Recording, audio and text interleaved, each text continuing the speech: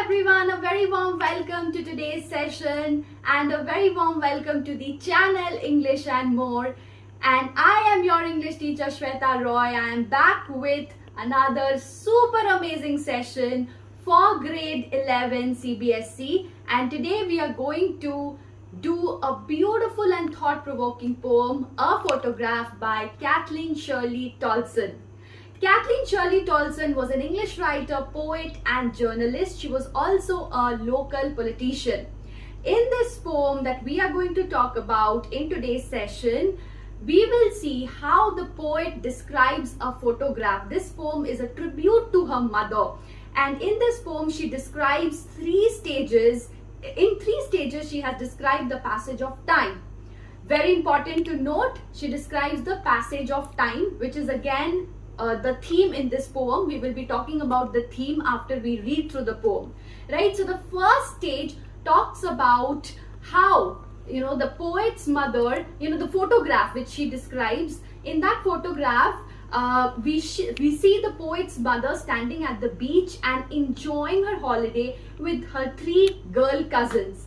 And in the second stage takes us 20 to 30 years later, right, where the mother of the poet would laugh at the way she and her cousins were dressed up for the beach holiday.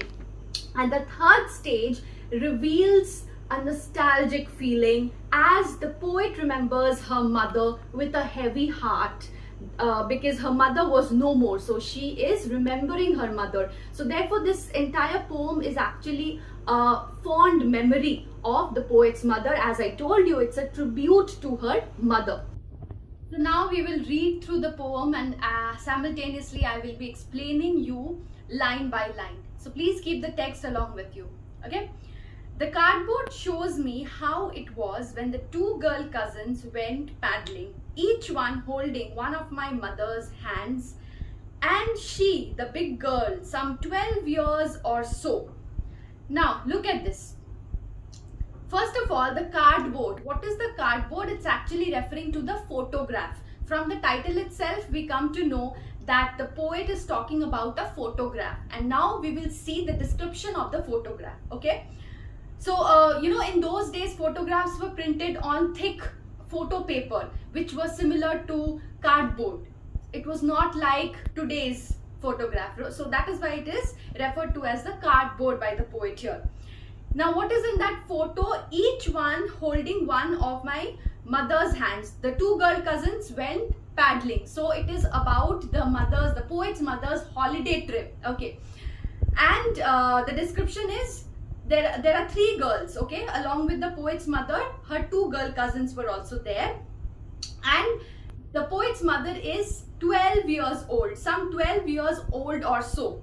Okay, so all three stood still to smile through their hair at the uncle with the camera. Now see, when you take a photograph, you pose for it, right? So while posing, it is all planned, isn't it? When you take a photograph, you pose, you smile, everything is planned and you get a picture perfect. Same way, so here the uncle was with the camera, he was behind the lens, and the girl cousins, that means the poet's mother and the mother's cousins, all of them were smiling, posing for the picture through their hair. And they had let their hair open, moist hair open, and a part of their hair was also covering their faces, and they were smiling through that, and they were posing for the photograph. And now the poet focuses on the mother's face specifically. So what does she say? A sweet face, my mother's. So the poet's face is now our prime concern, the poet's prime concern. That was before I was born. So this picture was taken at a time when the poet was not even born. So it is talking about the poet's mother's childhood basically, right? And the sea, which appears to have changed less, very important line for all of you, washed their terribly transient feet. Again, a very important line. So the sea, they were in the beach, okay? So the sea was washing their feet, And look at what the poet says about the sea, which appears to have changed less. So the sea, which is everlasting, is in sharp contrast to the transient or the temporary nature of our lives, of human life. The poet's mother's childhood, as well as all the girls' cousins' childhood, all those are transient, and that is in contrast with the sea, which is everlasting. And that is exactly the reason why the poet says that the sea has changed less. Why? It changed less than what? Than the mother, the poet's mother, as well as all the girl cousins, because their childhood is no more, right? They have changed a lot, but the sea has changed less in comparison to the changes that the time has made to the poet's mother, to everyone. And it's not just confined to the poet's mother, it is related to each and every one of our lives. We all undergo great changes, right? Washed their terribly transient feet. Now here we have an alliteration. T sound has been repeated, right? Now this reminds us of the time. Okay, transient is basically the temporary nature, right? So the time never stops progressing, and that is why everything is temporary in nature. Why? Because time has made it. Okay. Now next stanza, some 20-30 years later, she'd laugh at the snapshot. Now here the poet comes to the mother. She says that 20 to 30 years, she talks about 20 to 30 years later, right? She speaks about here. She would laugh at the snapshot. Who would laugh at the snapshot? The poet's mother. So the poet's mother, after 20 to 30 years, when she would be looking at the photograph, she would be laughing at it. So that this is a fond memory of the past for the poet's mother. And what would she say? See Betty and Dolly, the cousins, okay? She'd say, and look how they dressed us for the beach. So this is talking about the fond memories of the past for the poet's mother. Okay, the sea holiday was her past, mine is her laughter. Again, a point to be noted, a line which is of great significance, a very touching and sensitive line, a poignant line. The sea holiday was the poet's mother's past. And what was the poet's past? Her laughter. That means it's a reminder to the readers, and for the first time the readers are aware of the fact that her mother is no more. And that is why for the poet, the mother's laughter is something which is a fond memory of the past. In the same way as for the poet's mother was the beach and all of those past fond memories which she's talking about, the entire photograph and the memories associated with that. Now the most important line, both rye with the labored ease of loss. Rye is ironical. Rye, the word rye means ironic. Okay, so what is this line saying? It's a very important line. It could come for the explanation part. So first of all, I would bring to your notice the use of oxymoron in labored ease. Two opposite words placed side by side or juxtaposed together. That is oxymoron. Labored and ease, they are opposite to each other. If something is laborious, it cannot be easy, right? But this has a deeper meaning. What is the poet saying? Both the mother, the poet's mother as well as the poet, both of them suffered a sense of loss. Loss of what? Those wonderful moments. For the mother, it was those childhood memories, and for the poet, it was the smile of the mother, right? So both of them are suffering this loss, okay? Now, ironically, both labor to bear this loss with ease. The last line, labored ease of loss. Both labor to bear this loss with ease. That is the meaning of this particular line, a very important line. And now the last stanza, now she's been dead nearly as many years as that girl lived. So the girl was of 12 years approximately, and now it has been almost 12 years since the poet has lost her mother, right? And of this circumstance, there is nothing to say at all. which means that the poet is not able to say anything. She is definitely having the pain of being separated from her mother, but she has to accept it without saying anything because she cannot control it, right? Its silence silences. So no words to adequately convey the sense of loss. If you remember, in grade 10th you had a chapter, the sermon at Benares, where Lord Buddha gave this sermon to Kisa Gotami, saying that this loss of a beloved is something which is inevitable. Death is something which is inevitable. We have no control over it. So what we can do is just accept it the way it is. It is the law of nature that we are going to lose. Time is going to, ravages of time, right? So time, change, progression, everything is going to happen. We live in a transient world and we can do nothing about it, and we need to accept this. So this was the poem. I hope you enjoyed the poem. A poem which definitely talks about time, loss, childhood memories, pain, nostalgia.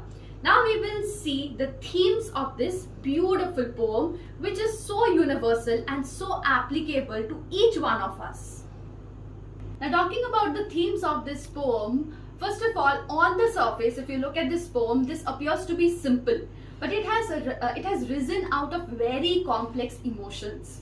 As when you have read the poem, you must have understood that, right? First of all, there is a sharp contrast between the planned past. By planned past, what do I mean? If you remember, I talked about how you plan for your photograph, right? So when you click a picture of yourself, it is perfect because it is planned, right? So those memories, the poet's mother, when she was getting clicked, when she, along with her girl cousins, they were all getting clicked by the poet's uncle who was behind the lens, that moment was planned, right?